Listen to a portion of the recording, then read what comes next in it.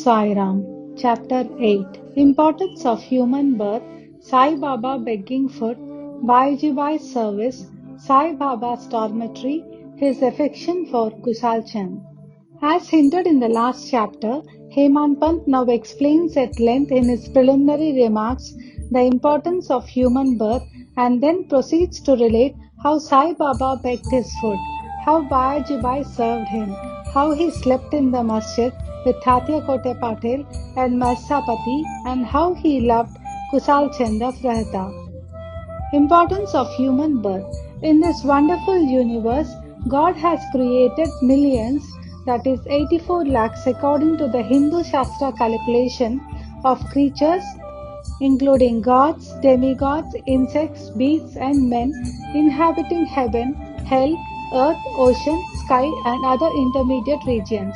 Of these, those creatures or souls whose merits preponderate go to heaven and live there till they enjoy the fruits of their actions, and when this is done, they are cast down, while those souls whose sins or demerits preponderate go down to hell and suffer the consequences of their misdeeds for as long as they deserve it.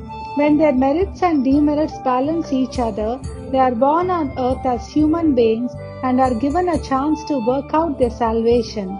Ultimately, when their merits and demerits both are worked out completely, they get their deliverance and become free. To put the matter in a nutshell, souls get their birth or transmigration according to their deeds and evolvement. Special value of the human body. As we all know, 4 things are common to all the creatures, that is, food, sleep, fear and sexual union. In the case of man, he is endowed with special faculty, that is knowledge, with the help of which he can attain God vision, which is impossible in any other species. It is for this reason that gods envy the human species and aspire to be born as men on earth so as to get their final deliverance. Some say that there is nothing worse than the human body, which is full of filth, mucus, phlegm and dirt, and which is subject to decay, disease and death. This is true to a certain extent, but in spite of these drawbacks and defects, the special value of the human body is that man has got the capacity to acquire knowledge.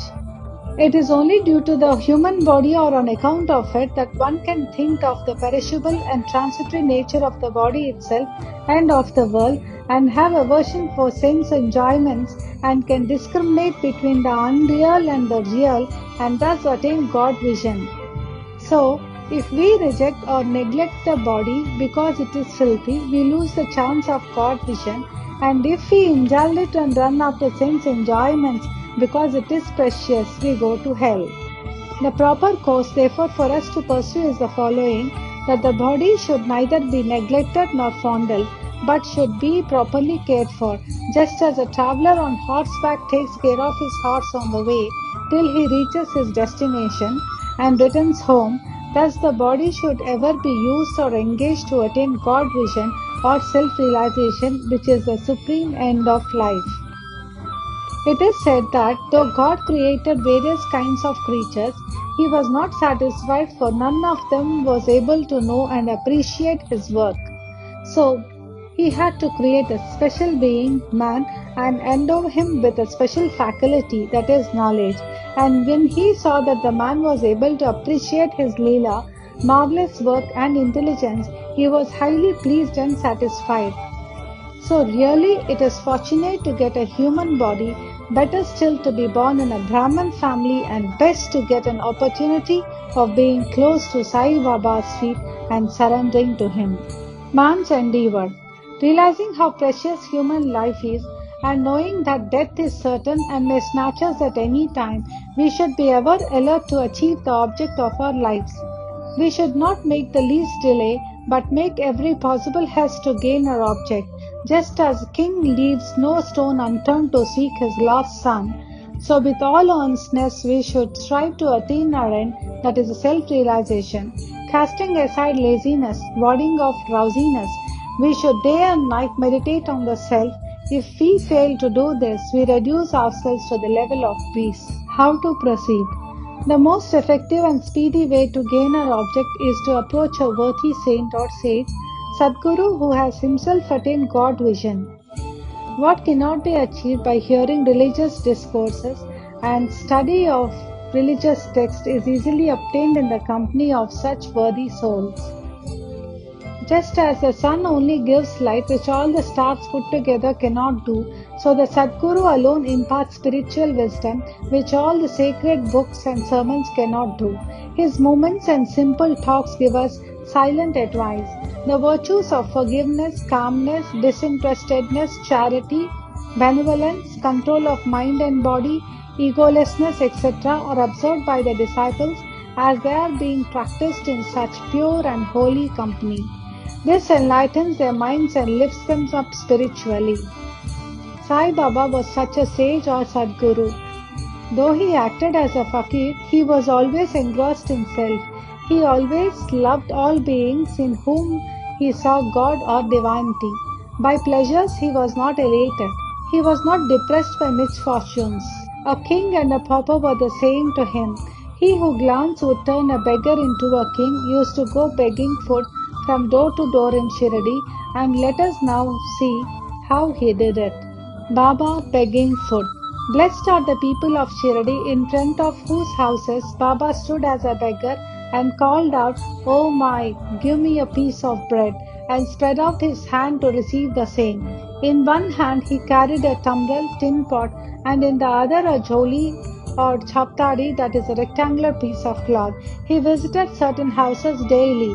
Liquid or semi-liquid things such as soup, vegetables, milk or buttermilk were received in the tin pot, while cooked rice, bread and such solid things were taken in the joli. Baba's tongue knew no taste, as he had acquired control over it.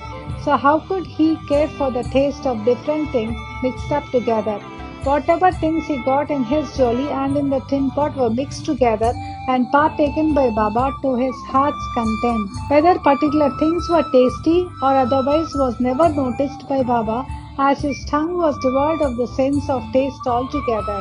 Baba begged till noon, but his begging was very irregular. Some days he went a few rounds, on other days up to 12 noon. The food thus collected was kept in kundi, that is earthen pot.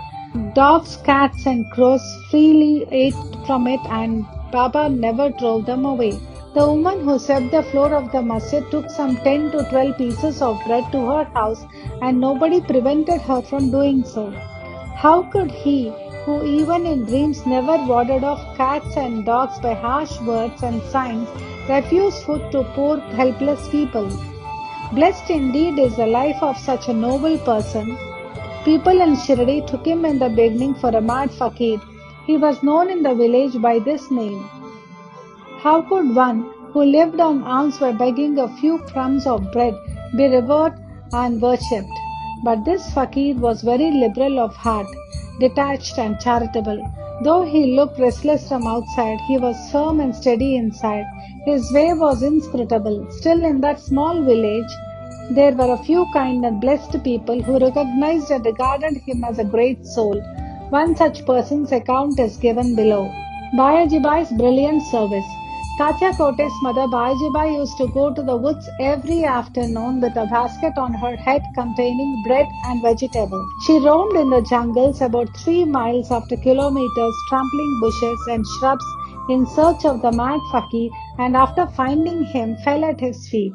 The fakir sat calm and motionless in meditation while she placed a leaf before him, spread her things, eatables, bread, vegetables, etc. thereon and fed him. Wonderful was her faith and service. Every day she roamed at noon in the jungles and insisted upon Baba to partake of the lunch.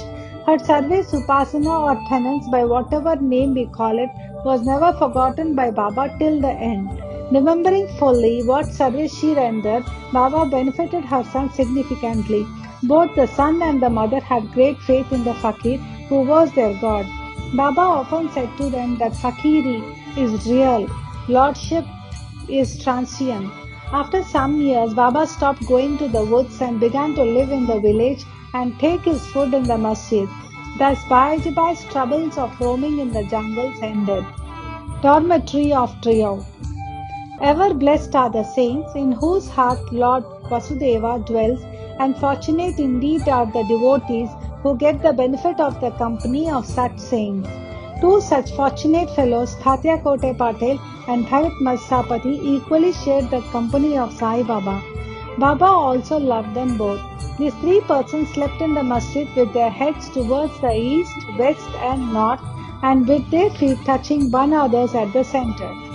After spreading their beds, they lay on them chit-chatting and gossiping till late at night. If any one of them showed any signs of sleep, others would wake him up. For instance, if Tatya began to snore, Baba at once got up and shook him from side to side and pressed his head. If it was Mahesapati, he pulled him close, stroked his legs and patted his back. In this way for a period of 14 years, Tatya, leaving his parents at home, slept in the masjid, an account of his deep love for Baba.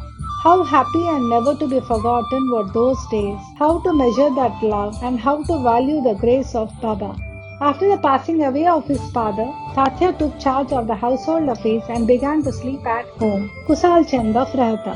Baba loved Ganapat Kote Patel of Shirdi. He loved Chandrabanshit Marwadi of Rahata equally. After the demise of his Seth, Baba loved his nephew Kushal Chand equally or perhaps more and looked after his welfare day and night. Sometimes in a bullock cart, at other times in a tonga with intimate devotees, Baba went to Rahata. People of that village would come out with a band and music and receive Baba at the gate of the village and prostrate before him. Then he was taken into the village with great honor and ceremony. Kusal Chand took Baba to his house, seated him on a comfortable seat, and gave him a good meal. Then they talked freely and merrily for some time, after which Baba returned to Shirdi, giving delight and blessings to all. Shirdi is midway and equidistant from Rahata on one side and Nimgam on the other. Baba never went beyond these places during his lifetime. He never saw any train or travelled by it, still he knew exactly the timings of arrivals and departures of all trains. Devotees who acted according to Baba's instructions given at the time of taking his leave fared well, while those who disregarded them suffered many a mishap and accident.